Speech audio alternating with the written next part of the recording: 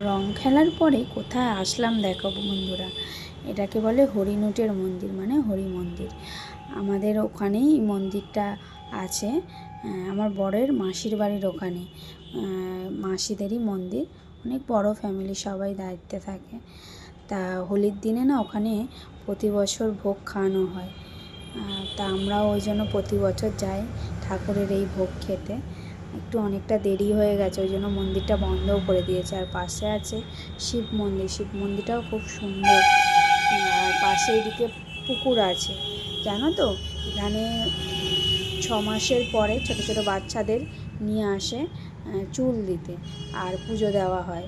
এরকম এই মন্দিরটায় দেখেছি ছোটোবেলা থেকে, যে নিয়ে আসে এরকম বাচ্চাদের। আর দেখো ভোগ খাওয়ার জন্য কত লোক এসেছে।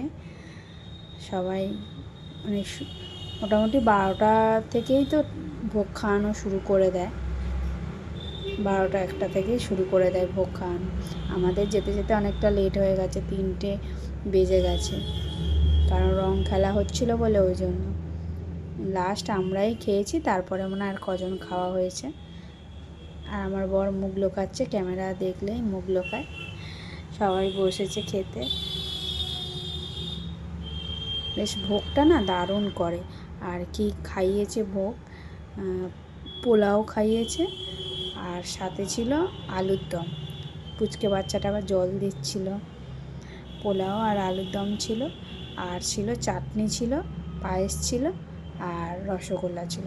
সত্যি ঠাকুরের ভোগ বলে দারুণ মানে হয়েছে রান্নাটা, খুব সুন্দর। মনে হয় যেন অনেক খাই, কিন্তু অত তো আর খাওয়া যায় না।